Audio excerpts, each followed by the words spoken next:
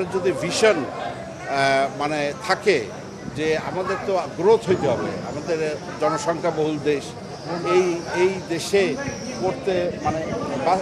মানে দেশটাকে উন্নতি করতে গেলে আপনাকে রিস্ক দিতে হবে এবং সেখানে বাজেট ঘাটতি আছে, সেটা হয়তো বাইরের থেকে লোন বা অন্য অন্য দিয়ে মেকআপ করবে, কিন্তু আমাদের তো দরকার প্রোডাক্টিভিটি,